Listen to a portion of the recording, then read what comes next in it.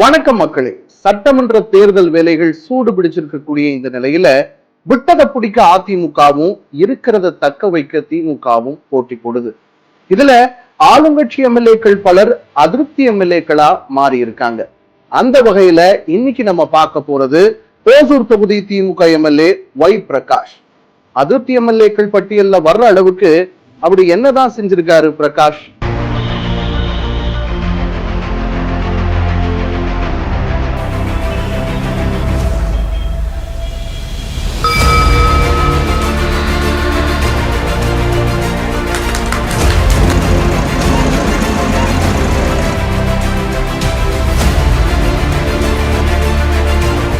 இரண்டாயிரத்து 26க்கான சட்டமன்ற தேர்தல் வேலைகளை இப்போதே தொடங்கிவிட்டன அரசியல் கட்சிகள். திமுக, அதிமுக உள்ளிட்ட அனைத்து கட்சிகளுமே தொகுதியை கைப்பற்றுவதில் மும்முரமாய் ஈடுபட்டிருக்கின்றன.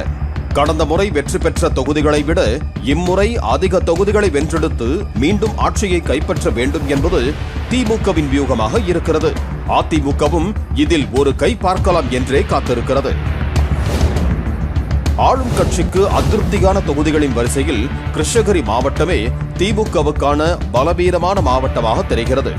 கிருஷ்ணகிரி மாவட்டத்தின் 6 தொகுதிகளில் அதிமுக 3, திமுக 2 மற்றும் அதன் கூட்டணி கட்சியான இந்திய கம்யூனிஸ்ட் கட்சி 1 என்ற விகிதத்தில் சம பலத்துடன் இருக்கின்றன.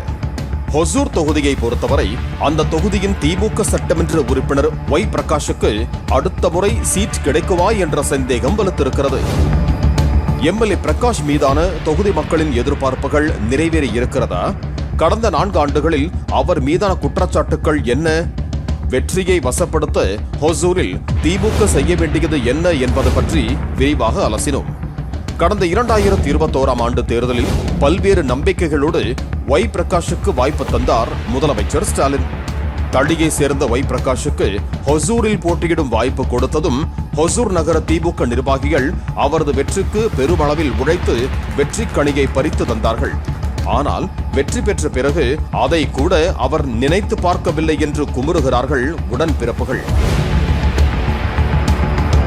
நானே ரொம்ப கஷ்டமா இருக்கு சார். என்ன சார் இந்த மாவட்டத்துக்கு தமிழே தெரியாதவங்கள பொதுச் செயலாளர் இது செயற்குழு போடுறாங்க, தமிழே தெரியாதவங்க பொதுக்குழு போடுறாங்க, தமிழே தெரியாதவனை கொண்டுட்டு வந்து என்னென்னமோ பொறுப்பெல்லாம் கொடுக்குறாங்க. நம்ம இத்தனை வருஷம் 92 வயசாகி போச்சு. ஒரு நல்ல பொறுப்பாக ஒரு பதவி கொடுப்பாங்கன்னு பார்த்தா தொண்டரணி துணைத் தலைவர்னு போட்டுருக்குறாங்க. அது சப்போர்ட் எல்லாம் ஒன்றும் இல்லை. அது எனக்கு இப்போ தேவையில்லை. எனக்கு தோளில் போட்டுக்கிற துண்டு மாதிரி பொறுப்பு கொடுக்குறது எனக்கு துண்டு மாதிரி கீழே விழுந்து போகாது. கட்சிக்கு உழைக்கிறவன், கட்சிக்கு பாடுபடுறவன், கட்சிக்கு வரவனுக்கு ஒரு உபகாரம் பண்ணுறோம் சார். அப்போதான் சார் கட்சி வளரும். தொகுதி எம்எல்ஏவும் எங்களை எதுவும் கண்டுக்கிறது இல்லை. 5 வருஷத்துக்கு முன்னாடி ஓட்டு கேட்கறதுக்கு வந்தார் ஒய் பிரகாஷ்னு. 5 வருஷத்துக்கு முன்னாடி அவர் மூஞ்சை பார்த்தது. அதுக்கப்புறம் ஒரு ஆஃபீஸ் போனாலையும் எதுவும் மூடிட்டே இருக்கு. அங்கே இருக்கிறவங்களும் யாரும் ஒழுங்காக ரெஸ்பான்ஸ் பண்ணுறதில்ல. ஒசூர் தொகுதிக்கு மட்டும் நான் 1500 கோடி கொண்டு வந்திருக்கேன்றார். அந்த 1500 கோடி எந்த வகையில் மக்களுக்கு பயன்பாட்டில் இருக்கனே ஒரு பொது வெளியில் அவங்க மேடையில் சொல்கிறது இல்லை. பொது வெளியில் மக்களுக்கு முன்னாடி சொல்லணும் 1500 கோடி இந்தந்த திட்டத்துக்கு நாங்கள் செஞ்சுருக்கோன்னுட்டு. ஒரு ரோடும் நடக்கலை, எந்த ஒரு நல்ல திட்ட பணிகளும் நடக்கல. ஆனால் 1500 கோடி என்றார். சார் நாங்கள் ஆட்சிக்கு வந்தால் பண்ணுறோம். பட் இப்போ ஆட்சியில் இருக்கிற பர்சன் என்ன சொல்கிறேன் சார், நெக்ஸ்ட் எங்களை கம்ப்ளீட்டாக நெக்ஸ்ட் சிஎம் எலெக்ஷன் உட்கார வைங்க, நான் கண்டிப்பாக பண்ணித்தரோம், இதுக்கு முன்னாடி பண்ணியிருக்கோம் பண்ணுறோம் அப்படின்ற மாதிரி சொல்கிறாங்க. பட் சொல்லப்போனால் கொஞ்சம் போராதான் இருக்குது. ஆமாம் சார். இங்கே சட்டமன்ற உறுப்பினர் வச்சிருக்கிறாரு சார் தாலுக்கா ஆஃபீஸ்கிட்ட. அது ஒரு ஆள் போட்டிருக்கிறாரு வெங்கடசாமின்னு. அது பூட்டியே தான் கிடக்குது. அந்த ஆளுக்கு சம்பளம் கொடுக்குறாரு. இங்கே வர்றதே இல்லை சார். சட்டமன்ற உறுப்பினர் அந்த தொகுதி பூரா கவனிக்கணும்ல. மனசு ரொம்ப சங்கடமாக போச்சு. நாங்கள் அவங்களுக்காக இல்லை, நான் தலைமை கழகத்துக்கு கலைஞர் குடும்பத்துக்கு கட்டுப்பட்டவன், அண்ணாவுக்கு கட்டுப்பட்டவன், பெரியாருக்கு கட்டுப்பட்டவன், பெரியார் வழியில் வந்தவன். நான் இதுக்கெல்லாம் பயந்துக்க முடியாது. இந்த கட்சியில்னாலும் திமுக கட்சிக்கு தான் போகணும் வழியே, வேறு கட்சிக்கெல்லாம் போக மாட்டேன். அவங்க மாதிரி பதவி பந்தெல்லாம் எனக்கு தேவையில்லை சார்.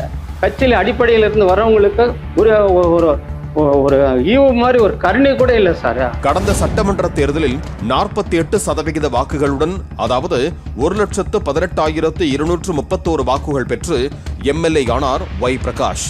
அவரை எதிர்த்து களம் இறங்கிய அதிமுகவின் எஸ் ஜோதி வெற்றி வாய்ப்பை நழுவ விட்டார்.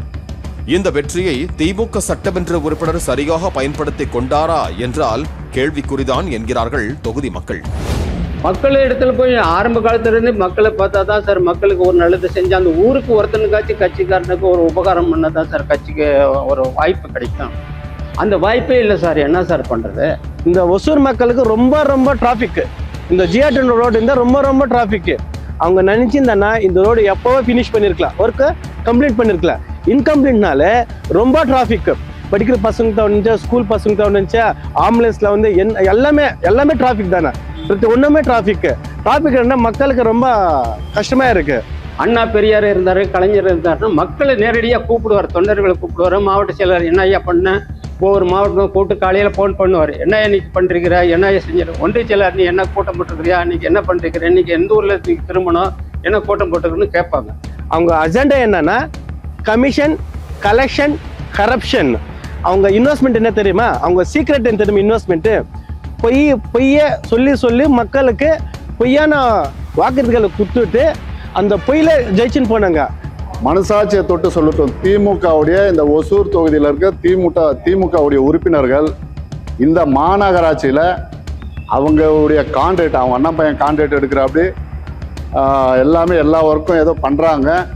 ஆனால் என்னென்ன நடக்குது இந்த அவல நிலைன்னுட்டு திமுகவுடைய கட்சிக்காரங்க உறுப்பினர்கள் மனசாட்சியை தொட்டு அவங்களுடைய என்ன நடக்குது அவங்களே சொல்லுவாங்க. அவ்வளோ அட்டூழி. ஒசூர் வந்து இன்னைக்கு எவ்வளோ ஜனத்தொகை இருக்குன்னு அவங்களால சொல்ல முடியுங்களா? 3.5 லட்சம் ஓட்டுங்க. நம்ம ஓட்டு கணக்கு படி பார்த்தா 3.5 லட்சம் ஓட்டு. ஆனால் இன்னைக்கு ஒசூர் தொகுதியில் கிட்டத்தட்ட 12-13 லட்சம் பேர் வாழ்றாங்க. அப்படி வாழக்கூடிய இடத்துல என்னன்னா நீங்கள் என்ன டெவலப்மெண்ட் என்ன டெவலப்மெண்ட்? இந்த ஒன்றிய செயலாளராக போயிட்டாரு. இப்போ எத்தனையோ பேர் ஒரே தொகுதிக்கு நாங்கள் ஒசூர் ஒன்றியம்னா ஒரே மத்திக்கிரி கிருஷ்ணன் தான் இருந்தார். இப்போ 4 பேர் போட்டிருக்கிறாங்க. படிக்காதவங்க, தமிழே தெரியாதவங்களுக்கு ஒன்றிய செயலாளர் பண்ணுறாரு. தமிழே தெரியாதவங்க மாவட்ட செயலாளர் பண்ணுறாங்க. தமிழே தெரியாதவங்க பொதுக்குழு, செயற்குழு போடுறாங்க. எப்போதும் இணையத்தில் ஆக்டிவாக இருக்கும் ஒய் பிரகாஷ் தொகுதிக்கு வர மட்டும் நேரமில்லையா என்கிறார்கள் ஒசூர் தொகுதி வாக்காளர்கள். இந்த ஒசூர் அவுட்டர் ரிங் ரோட்ல வந்து போய் நிற்கிறாரு. தண்ணி வந்து முழங்கால் அளவுக்கு நிற்குது.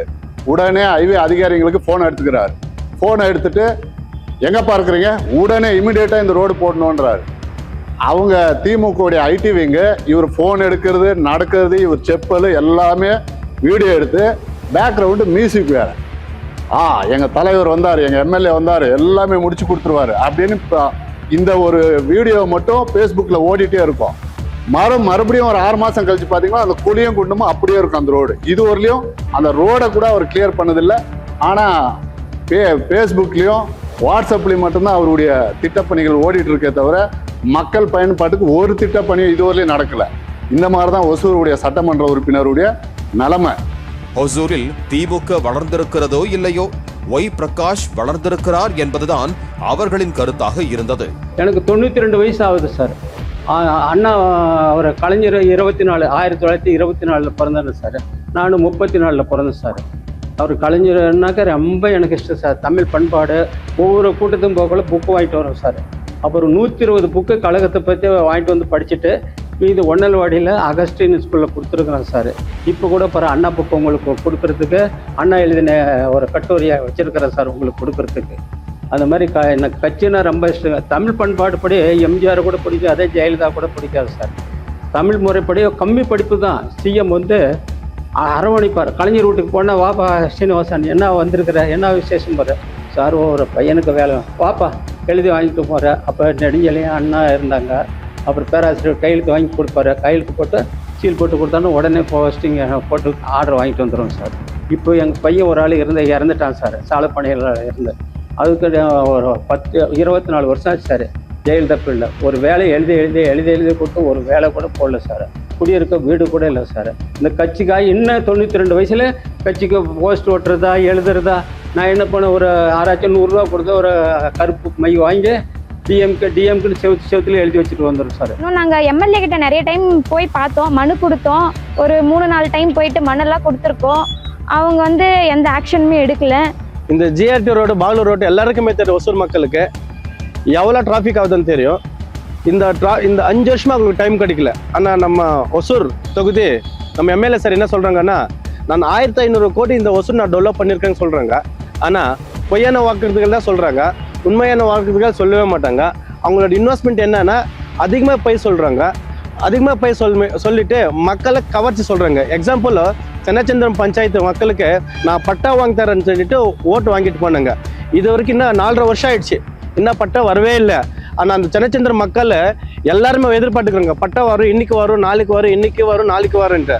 அது வடிவேல் ஏதோ ஒரு காமெடி இருக்குது. என்ன காமெடின்னா வரும் ஆனால் வராத அந்த கான்செப்டை தான் போயிட்டு இருக்கு. இங்கே அஜெண்டா என்னன்னு தெரியுமா? ஒரே போய் தான் அவங்களுக்கு இன்வெஸ்ட்மெண்ட்டு.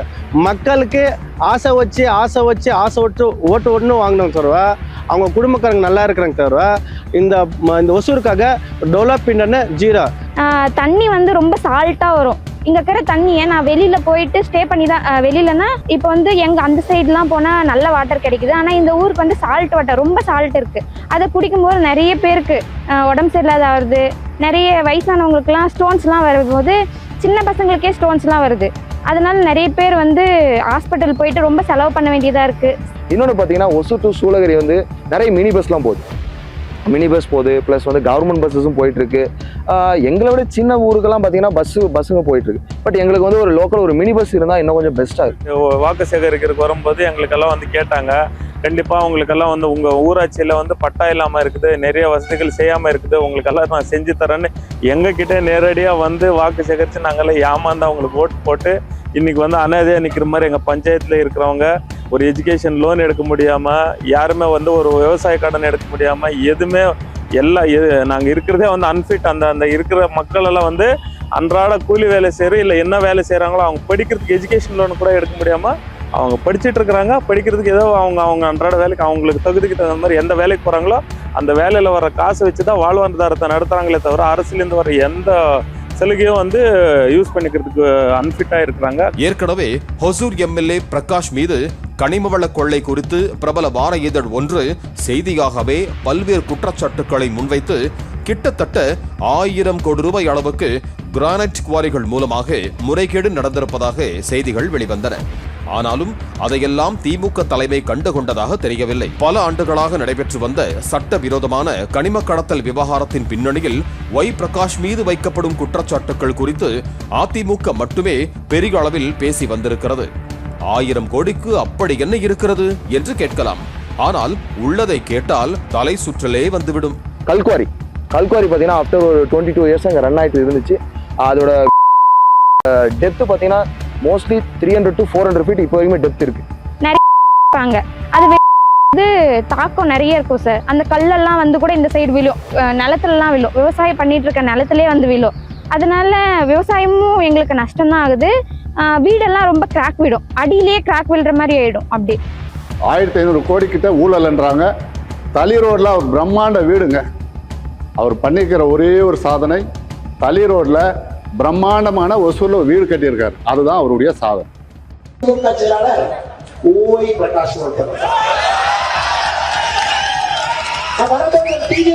வீட்டை பார்த்தீங்களா? நான் கேட்டேன், யாருன்னா 10 ஏக்கர்ல வீடு கட்டியிருக்காங்க. அதானிக்கு வந்துட்டாங்க. டிவிஎஸ் நகர்ல 10 ஏக்கருக்கு ஒரு வீடு. நான் கேட்டேன், அதானிக்கு வந்துட்டாரா ஒசூருக்கு? நம்ம தலைவர் சொன்னார், அதானி தான் வரலனே, நம்ம எம்எல்ஏ அதானி அம்பானி தானே, உங்களுக்கு இருக்கிற புதுசு அதானி அம்பானி. 10 ஏக்கர்ல வீடு ஒசூர். தாண்டி பாருங்கய்யா, கனிம வள கொள்ளையில ஒசூர் மட்டுமே ஆய்வுப்படி 1000 கோடி ரூபாய் கனிம வளங்கள் ஒசூரில் இருந்து கர்நாடகாவுக்கு கடத்தப்பட்டிருக்கிறது.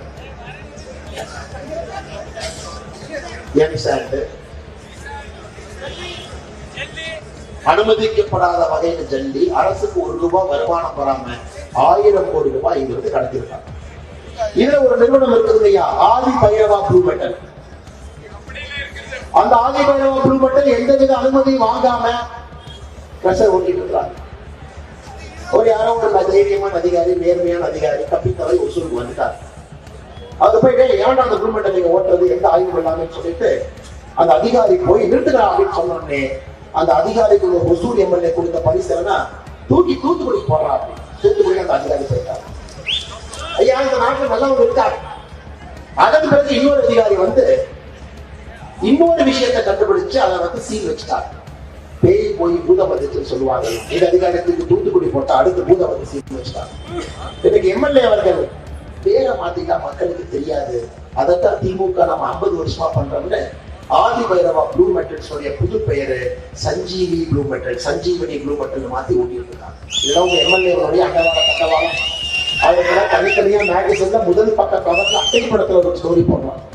அது போன்ற ஒரு எம்எல்ஏ, திமுக எம்எல்ஏ ஒரு சூழல் இருக்கிறாங்க.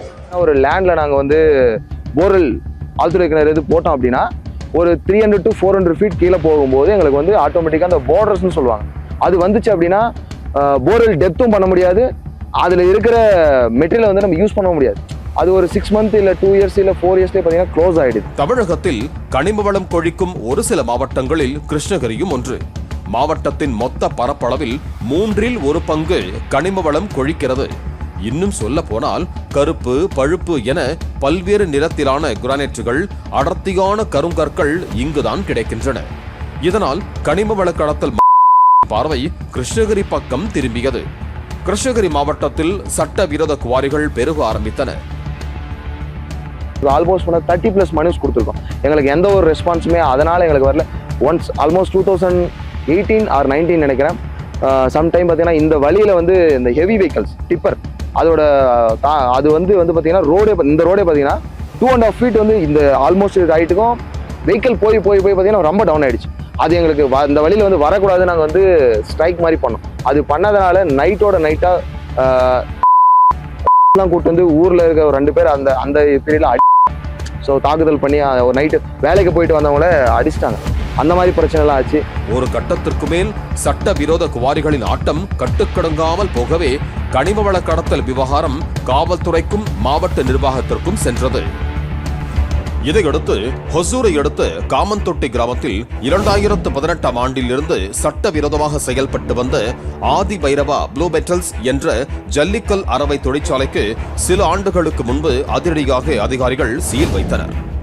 அவரோட ரிலேஷன் இவங்க கூட சேர்ந்துட்டு அவர் எல்லா இடத்துலையும் எந்த இடத்துலையும் பர்மிஷன் வாங்காம எல்லாமே இல்லீகல் மைனிங்ஸ் பண்ணி கிட்டத்தட்ட 2023 வரைக்கும் ஓட்டி அது வந்து எவிடன்ஸா வந்து நம்ம வந்து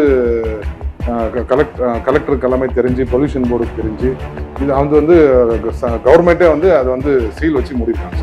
எம்சாண்ட் தயாரிப்பதற்காக மட்டுமே தற்காலிக அனுமதியை பெற்றிருந்த இந்த நிறுவனம் ஜல்லி அரவை தொழிற்சாலைக்கான இயந்திரங்களை பொருத்தி 2023 ஜனவரி மாத இறுதி வரை சட்டவிரோதமாக ஜல்லி கற்களை கொண்டு வந்து அரைத்து கனிம வளங்களை கர்நாடகா, கேரளாவுக்கு விற்பனை செய்து வந்தது தெரிய வந்தது. இதற்காக 2 குவாரிகளிலிருந்து சட்டவிரோதமாக மலைகள் சுரண்டப்பட்டது வெளிச்சத்திற்கு வந்தது. கடந்த 5 ஆண்டுகளில் மட்டும் 2 குவாரிகளை ஏற்படுத்தி 100 அடிகளுக்கு மேல் கனிமங்களை வெட்டி எடுத்துள்ளதாக உள்ளூர் சமூக ஆர்வலர்கள் தெரிவிக்கிறார்கள். இவ்வாறு சட்டவிரோதமாக வெட்டி எடுத்து விற்பனை செய்யப்பட்ட கனிம வளங்களின் மதிப்பு மட்டும் சுமார் 1000 கோடி ரூபாய்க்கு மேல் இருக்கும் என்கிறார்கள். பாத்தீங்கன்னா சம்டைம்ஸ் சொல்லிக்கிறாங்க is not for confirmation inform கூட இருக்கு அப்படின்ற மாதிரி சொல்றாங்க. வேற எங்கேயோ வெளியில இருந்து கொண்டு வந்து சம்திங் அந்த மாதிரிலாம் நடந்திருக்கு. பட் அதுக்கு எந்த ஒரு டாக்குமெண்ட்ஸ், எந்த ஒரு எவிடன்ஸ் கிடையாது. பீப்புள்ஸ் இங்க வந்து எல்லாம் இப்போ இன்கேஸ் நாங்கள் ஆடு மாடு மேய்க்க போறோம் நாங்களே பார்த்துருக்கோம். அதெல்லாம் சரி, இதற்கும் எம்எல்ஏ பிரகாஷுக்கும் என்ன தொடர்பு என்று நீங்கள் கேட்கலாம். சார், எம்எல்ஏ ஒய் பிரகாஷுக்கும் இந்த குவாரி எல்லாமே அவங்க சொந்தக்காரங்க தான் சார். 2-3 குவாரி அவங்களுக்கு வந்து நிறைய இருக்கு. சஞ்சீவனி ப்ளூ மெட்டல்ஸ் அப்படின்னு இருக்கு, சஞ்சீவனி கான்கிரீட் பிளாக்ஸ் இருக்கு, சஞ்சீவனி டிரான்ஸ்போர்ட் இருக்கு, சஞ்சீவனி ட்ரூ மிக்ஸ் இருக்கு, நிறைய இருக்கு. எல்லாமே இவர் முன்னாடி நின்று அவங்க சொந்தக்காரங்களுக்கு எல்லாமே பிஸ்னஸ் கொடுத்து அவர் முன்னாடி இவர் நான் எம்எல்ஏவாக நிற்கிறேன், என் பின்னாடி நான் சொந்தக்காரங்க எல்லாமே பிஸ்னஸ் பண்ணுவோம் அப்படின்னு சொல்லி இவர் எல்லாம் பிஸ்னஸும் எடுத்து கொடுத்து கவர்மெண்ட் சைட்ல இருந்து எடுத்து கொடுத்து பிசினஸ் பண்ணிருக்கோம். இந்த ஆதி பைரவா ப்ளூ மெட்டல்ஸ் நிறுவனத்தை மல்லிகார்ஜுனா, அசோகா, ஆனந்த், வேணுகோபால் என 4 தொழிலதிபர்கள் சேர்ந்துதான் ஆரம்பித்தார்கள். ஹொசூர் திமுக எம்எல்ஏவான ஒய் பிரகாஷின் பெரியப்பா வழி உறவினர் தான் இந்த மல்லிகார்ஜுனா என்கிறார்கள். என்ன வந்து அசோகான்றவர் வந்து வெஜர் தொழில் செய்யலாம் அப்படின்னு சொல்லி பார்ட்னராக கூப்பிட்டு நான் வந்து 5 கோடி ரூபா முதலீடு பண்ணேன். அதுக்கப்புறம் தான் தெரிஞ்சு இவர் வந்து இல்லீகலா மைனிங்ஸ் பண்றாங்க அப்படின்னு சொல்லி எனக்கு தெரிய வந்ததுக்கப்புறம் நான் வந்து இன்ட்ரெஸ்ட் இல்லை, மைனிங்ஸ் ஃபர்தராக கூட பண்றதுக்கு இன்ட்ரெஸ்ட் இல்லை, என்னோட கொடுத்த பணத்தை ரிட்டர்ன் கொடுத்துருங்கன்னு சொல்லி கேட்டதுனால அவர் இன்னைக்கு நாளைக்கு அப்படின்னு சொல்லி ரொம்ப நாள் தள்ளி வந்தாரு. இப்ப இந்த கேஸ்ல என்ன இருக்குது? ஆதி பைரவா ப்ளூ மெட்டல் கேஸ்ல இந்த அசோக் the mining tender எடுத்திருக்கிற ஆளு he has started the mining without taking the consent to operation in 2019 itself. That apart, அது விட்டுட்டு எந்த சர்வே நம்பர் இவருக்கு இதா இருக்குது டெண்டர் ஆயிருக்குது அது விட்டுட்டு பக்கத்துல இருக்குது நெக்ஸ்ட் ப்ராப்பர்ட்டில இவரு எக்ஸ்ட்ராக்ட் பண்ணிட்டாரு. இப்ப அந்த total property next to property என்ன இருக்குதோ அந்த ப்ராப்பர்ட்டில எல்லாம் மொத்தம் இப்ப almost all 200 metres 300 metres depth போயிடுச்சு எக்ஸ்ட்ராக்ட் ஆயிருக்கு. அதிமுக ஆட்சியில் கவனிக்க வேண்டியவர்களை கவனித்து எந்த தடங்களும் இல்லாமல் செயல்பட்டு வந்த ஆதி பைரவா நிறுவனம் எம்எல்ஏவாக பிரகாஷ் வெற்றி பெற்று வந்த பிறகு இன்னும் துணிச்சலாகவே அந்த ஆட்டத்தை ஆடினார்கள் என்கிறார்கள் சமூக ஆர்வலர்கள். மலைகளை ஒவ்வொன்றா அழிச்சிட்டு வரும்போது எல்லாமே எம்சாண்ட் எல்லாமே அதுல இருந்து எல்லா ரஃப்யூஸ்ல இருந்து மெயின் யூஸ் வரைக்கும் எல்லாமே எடுத்துக்கிறாங்க. பட் அதோட தாக்கம் வந்து பொதுமக்களுக்கு வந்து ரொம்ப ப்ராப்ளம்ஸ் கொடுக்குது சார். வளர்ற மரத்தை முளையிலே கிள்ற மாதிரி சார். இது வந்து நேச்சரை வந்து ஒரு தாய்க்கு குழந்தை பிறந்த உடனே கூட்டிட்டு போயிட்டு இன்குபேட்டர்ல வச்சா எப்படி ஃபீல் பண்ணுவாங்க, அது மாதிரி தான் இது. ஸோ மலையை வந்து அழிச்சிட்டாக்க இயற்கை வளங்கள் எல்லாம் குறைஞ்சிட்டே வரும், அங்கே இருக்கிற மூலிகை எல்லாம் இருக்காது, அங்கே இருக்கிற அனிமல்ஸ் எல்லாம் எங்கே போகும். ஸோ அதனால பெரிய பிரச்சனைலாம் வரும் சார். இப்போ இல்லைனாலும் ஃபியூச்சர்ல காட்டில் இருக்கிற யானைலாம் ஏன் வீட்டுக்கு வருது, இதுதான் காரணம். மலையை குறைஞ்சிட்டே இருந்தாக்க காட்டில் இடம் இல்லை, ஸோ அந்த இடத்துல குறைஞ்சி பிளாட் போட்டு வித்துறாங்க. அந்த மலையோட எஃபெக்ட்னால கிரவுண்ட் சோர்ஸ் பார்த்தீங்கன்னா எல்லாமே பிளேட் பை பிளேட் நமக்கு தெரியும், ஓகேங்களா. அது இருக்கிற அதோட ஆக்குபை டெவலப்மெண்ட்னால இங்கே இருக்கிற சுவர் எல்லாமே சிமெண்ட் சுவர் மண் சுவர் அந்த மாதிரி தான் இருக்கு. அதோட விரிசல் இருக்கு. அதை கவர்மெண்ட்ல நிறைய முறை அப்ளை பண்ணி கொடுத்துருக்கோம். பட் எந்த ஒரு டெவலப்மெண்ட்டும் இல்லை அவங்களுக்கு எந்த ஒரு இதுவும் கொடுக்கல அவங்களுக்கு. அசோகா திருப்பி இன்னொரு ஆளு பேர் வந்துட்டு மல்லிகார்ஜுன். இவர் 2 பேர்ல இந்த ப்ராப்பர்ட்டி ஆக்ஷன்ல எடுத்துக்குவாரு. எடுத்த அப்புறம் இது பர்மிஷன் என்ன வாங்கணும். Government what are all the permission and licence has to be taken from the government.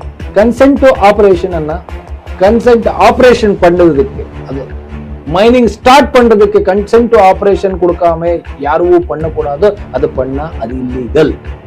நான் வந்து ஒன் ஆஃப் த பார்ட்னராக இருந்தேன். அசோகாவோட பார்ட்னராக இருந்துட்டு இவர் இல்லீகல் மைனிங்ஸ் பண்ணிட்டு இருந்ததுனால நான் வந்து என்னோட பார்ட்னர்ஷிப் எதுவுமே தேவையில்லை, எனக்கு கொடுத்த பணத்தை வந்து ரிட்டர்ன் கொடுத்தேன்னு சொல்லியிருக்கேன். நான் மொத்தம் வந்து முதலீடு வந்து 5 கோடி ரூபா கொடுத்துருக்கேன். அந்த பேங்க் மூலயமா கொடுத்த பணத்தை இது வரைக்கும் அவர் கொடுக்காம என் மேலே ஒரு பொய் வழக்கும் போட்டு என்னை வந்து சிறையில் வந்து கிட்டத்தட்ட 9 மாதம் வந்து என்னை சிறையில் அடைச்சாங்க. கிரானைட் கொள்ளை தொடர்பான குற்றச்சாட்டு எழுந்ததும் மாசு கட்டுப்பாட்டு வாரியம் வரை சென்றதால் ப்ளூ மெட்டல் நிறுவனம் மீது நடவடிக்கை பாய்ந்தது. ப்ளூ மெட்டல் அப்படின்ட்டு அதை கண்டுபிடிச்ச ஏதோ ஊழல் நடந்துச்சு. குவாரியில வந்து நெட்ரிகன்ல வந்து கிட்டத்தட்ட 1500 கோடி ஊழல் பண்ணதா சொல்றாங்க.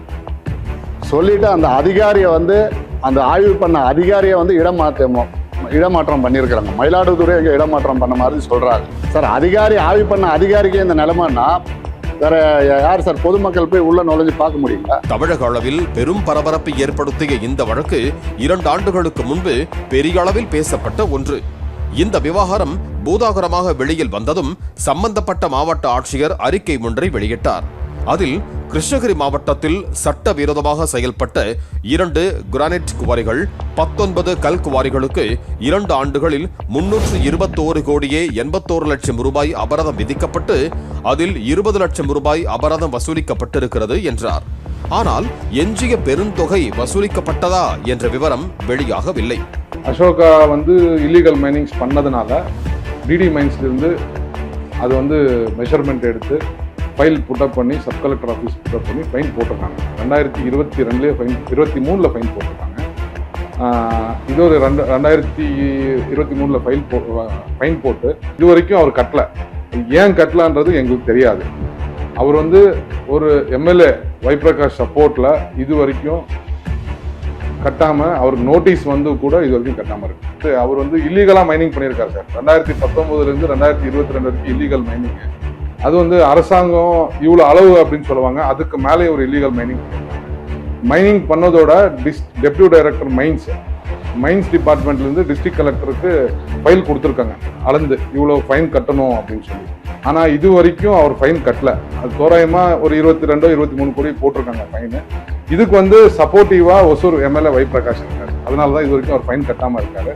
இப்போதைக்கு பாத்தீங்கன்னா நம்ம ஒரு வீட்டு இபி பில்ல எடுத்துக்கோங்க. நம்ம இன்னைக்கு டேட்டோட நம்ம இபி பில் கட்டலன்னா நாளைக்கே பெனால்ட்டியோட கட்டணும். இது 3 வருஷம் ஆச்சு. இது வரைக்கும் எந்த ஒரு அரசாங்கம் எந்த ஒரு ஸ்டெப் எடுக்காம இது அப்படியே பெண்டிங்ல வச்சிருக்காங்க சார். வழக்குகளில் சிக்கி ஆதி பைரவா ப்ளூ மெட்டல்ஸ் நிறுவனம் என்ற பெயர் டேமேஜ் ஆன நிலையில் சஞ்சீவினி ப்ளூ மெட்டல்ஸ் என்ற பெயரை மாற்றி தங்களது ஆட்டத்தை தொடர்ந்தனர் என்கிறார்கள் ஊர் மக்கள். இந்த சஞ்சீவினி ப்ளூ மெட்டல்ஸ் நிறுவனத்தின் இயக்குநராக எம்எல்ஏ பிரகாஷின் சொந்த அண்ணன் மகன் சீனிவாச மூர்த்தி தான் இருந்து வருகிறார் என்கிறார்கள். சார் சஞ்சீவினி பேர் மாத்தினது வந்து பாத்தீங்கன்னா எம்எல்ஏ வைப்ரகாஷோட அண்ணன் பையன் வந்து அதுல வந்து ஒன் ஆஃப் த பார்ட்னராக இருக்காரு சார். அப்புறம் மல்லிகார்ஜுனா அப்படின்றது ஒன் ஆஃப் த பார்ட்னராக இருக்காரு. ஸோ ஆதி பைரவா ப்ளூ மெட்டல்ஸ் பேரில் இருந்தால் தான் மஞ்சு வந்து காசு கேட்பாரு. ஸோ சஞ்சீவினி ப்ளூ மெட்டல்ஸ் பேருக்கு மாற்றிட்டா அவர் காசு கொடுக்க முடியாது, அவரை ஏமாற்றலாம் அப்படின்ற மாதிரி அவங்க பிளான் போட்டுட்டு இருக்காங்க சார். சட்ட விரோதமாக நடந்த கனிம கொள்ளைக்கு அபராத தொகையை வசூலிக்க வேண்டும். விசாரணை ஒரு கட்டத்திற்கு மேல் முன்னேற்றமின்றி கிணற்றில் போட்ட கல்லாக கிடக்கிறது. பொல்யூஷன் போர்டுலேருந்தும் மைன்ஸ்லேருந்து க்ரஷர் வந்து சீல் வச்சு மூடிட்டாங்க. மூடி இப்போதைக்கு வரைக்கும் மூடி இருக்கு. இப்போ வந்து மறுபடியும் பொல்யூஷன் ஜீரோ பொல்யூஷன் வந்ததுக்கப்புறம் இவங்க வந்து சஞ்சீவினி ப்ளூ மெட்டல்ஸ் பேரில் வந்து க்ரஷர் பேர் மாற்றி தொடங்கினா மஞ்சு எதுவும் கேட்க மாட்டார் அப்படின்னு சொல்லி அப்படியே போயிட்டு இருக்கு சார். இவ்வளவு பெரிய கனிம கொள்ளை நடந்தும் சம்பந்தப்பட்ட நிறுவனத்திடம் இருந்து அபராதம் வசூலிப்பதும் எம்எல்ஏ பிரகாஷின் தலையீட்டால் தடைபட்டு நிற்பதாக கூறப்படுகிறது. எம்எல்ஏ வைப்ரகாஷோட ரிலேஷன்ஸே இந்த க்ரஷரில் இருக்கிறதுனால அவங்க பண்ணிட்டு இருக்கிறதுனால எனக்கு பாதுகாப்பு இல்லை. நான் ஃபேமிலியோட எங்கேயும் வெளியில போக முடியல. எனக்கு பயம் இருக்கு, த்ரெட்னிங் இருக்கு. இவ்வளவு நடந்த பிறகும் எம்எல்ஏ பிரகாஷ் மீது திமுக தலைமை எந்த நடவடிக்கையும் எடுக்கவில்லை என்று புலம்புகிறார்கள். பிரகாஷ் குறித்த புகார்கள் அறிவாலயத்திற்கு தொடர்ச்சியாக சென்ற வண்ணம் இருந்த போதும் எந்தவித பலனும் இல்லை. நான் எந்த தப்புமே பண்ணாம 9 மாசம் சிறையில இருந்து கிட்டத்தட்ட 23 கோடி ரூபாய் ஃபைன் அவங்களுக்கு போட்டு இதுல ஒசூர் எம்எல்ஏ வைப்ரகாஷும் அவங்க சொந்தக்காரங்க அசோக்கும் மல்லிகார்ஜுனா இருந்து எனக்கும் என் குடும்பத்துக்கும் ரொம்ப அச்சுறுத்தல் இருக்கு. நீங்க வந்து இதுக்கு வந்து போலீஸ் பாதுகாப்பு கொடுக்கணும்னு வேண்டிக்கிறேன் sir. It has gone more than 200 meters inside the depth. So this is only a few photographs which I have. We have entire documents relating to the videographs of the illegal mining from the day 1 2019 to till 2022, and we have the report submitted by the DD Mines, the copy of which we have. So everything we are ready to, even if the government wanted to start any investigation, we are ready to submit details before the investigating agency.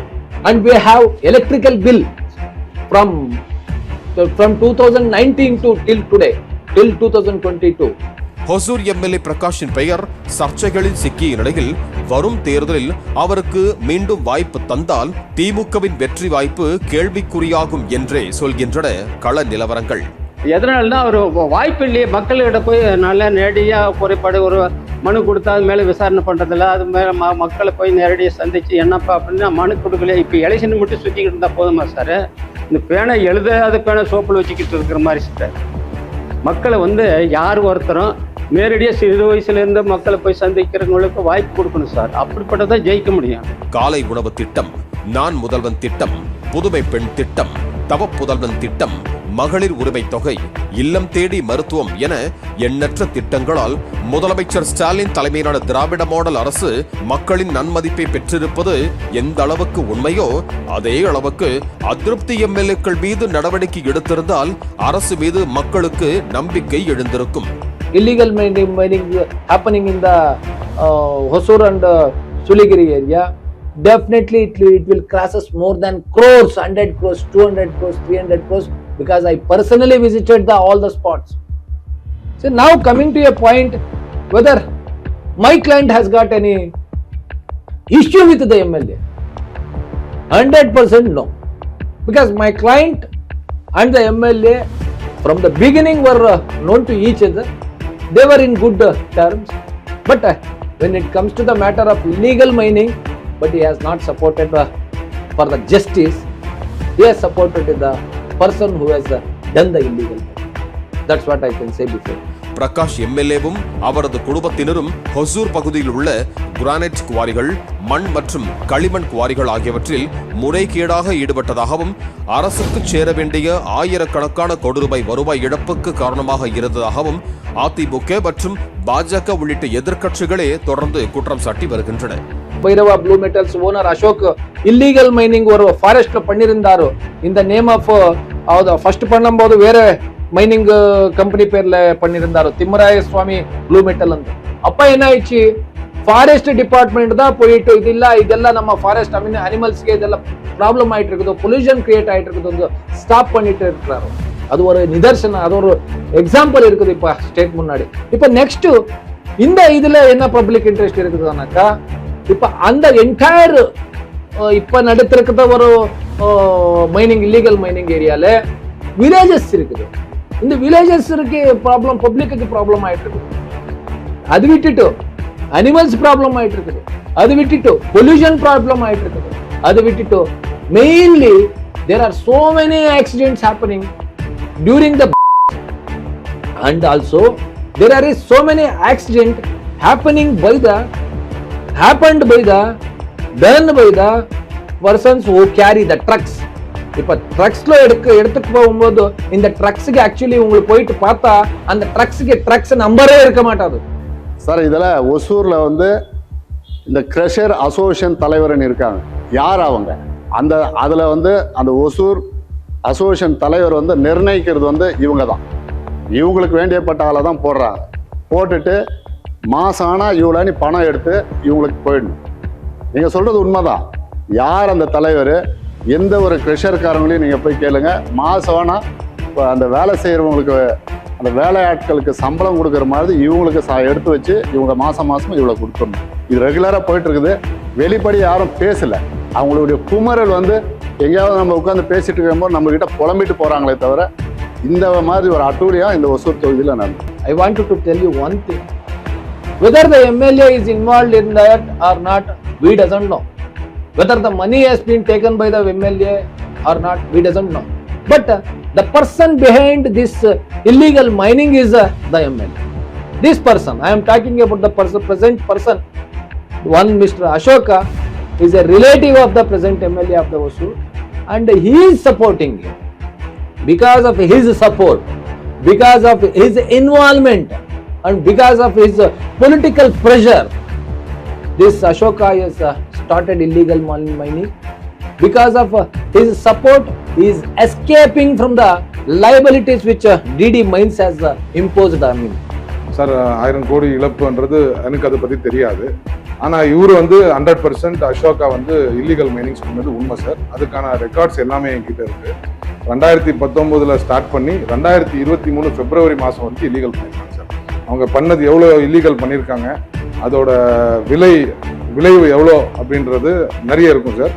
அவர் இல்லீகலாக பண்ணதுக்கான evidence, அவர் எவ்வளோ EBBL கட்டியிருக்காரு, எவ்வளோ square மீட்டரை உடைச்சிருக்காரு, கிட்டத்தட்ட 300 to 400 metre depth வரைக்கும் அவங்க இல்லீகலாக பண்ணிருக்காங்க. விரைவாக வளர்ந்து வரும் ஒரு தொழில்துறை நகரம் ஹொசூர் என்ற நிலையில் அடிப்படை உள்கட்டமைப்பு திட்டங்களான சாலைகள், பாதாள சாக்கடை திட்டம் மற்றும் குடிநீர் திட்டங்கள் ஆகியவற்றில் கடந்த 4 ஆண்டுகளில் MLA பிரகாஷ் போதுமான கவனம் செலுத்தவில்லை. நடைபெறும் திட்டங்களும் மந்தமாக நடைபெறுவதாக குற்றச்சாட்டுகள் உள்ளன.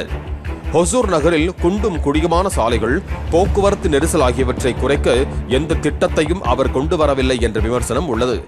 தேர்தல் வாக்குறுதிகளை நிறைவேற்ற தவறிவிட்டார் என்றும், சட்டமன்ற உறுப்பினராக இருந்து கொண்டு மக்களுடன் நேரடி தொடர்பு வைத்துக் கொள்ளாமல் தொழில் ரீதியான விவகாரங்களுக்கு மட்டுமே அதிக முக்கியத்துவம் கொடுப்பதாகவும் MLA பிரகாஷ் மீது சொந்த கட்சியினரே குற்றம் சுமத்துகிறார்கள். கடந்த 4 ஆண்டுகளில் MLA பிரகாஷும் அவருக்கு வேண்டியவர்கள் மட்டுமே செல்வச் செழிப்போடு வளர்ந்திருப்பதாகவும், தொகுதி வளரவில்லை என்பதும் அந்த பகுதி மக்களின் கருத்தாக இருக்கிறது.